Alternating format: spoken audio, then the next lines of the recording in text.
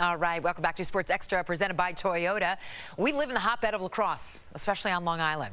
So many New Yorkers and young lacrosse players had their eyes on the Lacrosse World Championships this weekend in Israel.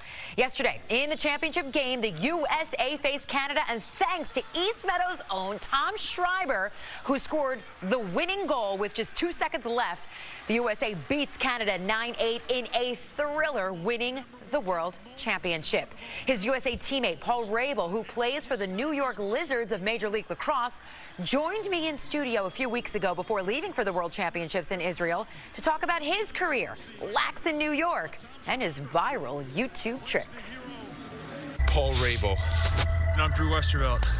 And we're going to chuck a ball over the inner harbor.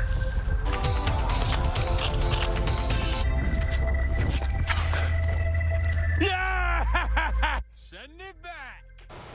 From the Major League Lacrosse fields of New York to the frozen tundra of the Baltimore Harbor, which you just saw there in that YouTube clip. Joining me right now from the New York Lizards, midfielder and offensive juggernaut, Paul Rabil. Paul, good to see you. Thank you for having me.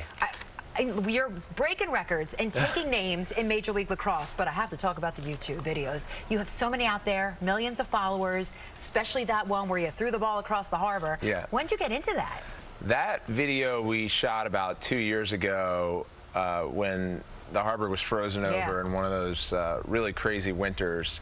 And it was that moment for me, that light bulb moment, where we created something that went viral, and it took us a half a day to shoot and upload it. So lacrosse, while many folks in New York here know it for its traditional sense of being a hotbed in the community, nationwide and especially globally, it's still considered one of those niche sports. But I always tell people with new media, specifically YouTube, it's an opportunity to get in front of your current audience and future audiences, and that's what we did with that video. We created a trick shot, had some fun with our sport, and then through back channels we're able to tell that story of what lacrosse is. So you're from one hotbed in Gaithersburg, Maryland, the Baltimore area.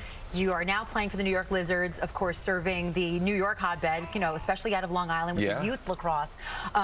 And then you have these videos, the how-to videos as well. What's been the reaction, specifically nationwide, to those intricate details that you give on how to play lacrosse? Yeah, so lacrosse is really technical, right? And it's a stickball sport. Every stick is different. There's a stylistic component to the game, which I think makes it very popular. But the reason why I do those how-to videos is to instruct kids on proper technique and even coaches on form. So to educate them. And when we look at a sport that's really grown over the past decade, it's been the U.S.A, MMA, which is highly technical.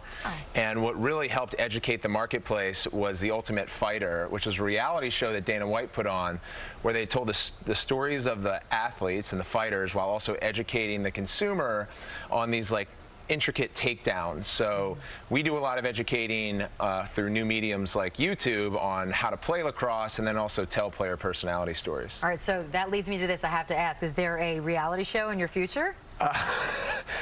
Possibly. I mean, I'm not turning anything down, but I also don't have a ton of inflow of deals, but I would be open to that. Let's put it out there. Let's throw it out there. Yeah, because your YouTube page is so entertaining. And I think for all sports fans, if you're just involved in sports, you don't have to be a lacrosse fan. And by the way, I mean, congratulations to you. On June 9th, you broke the Major League Lacrosse record.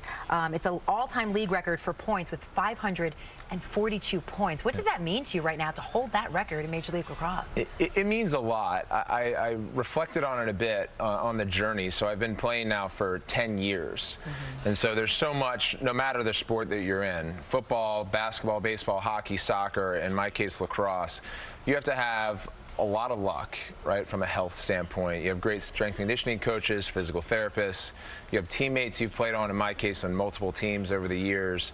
And then you have to put in a lot of excellent, high-caliber off-season work over a long period of time. So there's a bit of fortune, but for me, it's really consummated how much I've put into this sport. And like I tell my teammates too, who are younger now and I think are really talented, is that records are meant to be broken, and I'm sure this one won't last, but it's really nice to be on top. On a personal note, you're playing with the Lizards, you live in Brooklyn. What do you love about New York? So I love so much New York, and you had mentioned being from a traditional hotbed on the other side in Baltimore, Maryland, getting the opportunity to grow up in that market and then play professionally in this one. I think New York is the sports capital of the world. Access to major media outlets, access to major sports sponsors, and in our case with the New York Lizards being able to align with the Giants, with the Jets, with the Rangers, with the Yankees, with the Mets, like these prolific organizations. So being mentioned in that breath is really important to our growth. We have a rabid fan base in New York. And for me in Brooklyn, just being on the other side of Manhattan, I get more access to parks where I can set up a net and practice. A little bit more difficult when you're surrounded by concrete, more concrete I should say in Manhattan, but Brooklyn's more of my pace, but I've really enjoyed the quick travel to Long Island for our games. Have you gotten to meet any of the other New York pro athletes that are around town? Yeah, absolutely. Part of what I do from a media side outside YouTube is I host a podcast called Suiting Up with Paul Rabil, and I interview other prolific athletes and try to learn about their high performance from a tactic and psychological standpoint. But yeah, I mean, New York is cluttered with excellent athletes, and frankly, non-New York pro athletes come over to New York in the off season and spend a lot of their time. A lot too. Paul, thank you so much and congratulations. Thank you for having me. Good luck the rest of the season. We'll be watching you. You can watch them right on YouTube and also now listen to your podcast. Thank you. Awesome.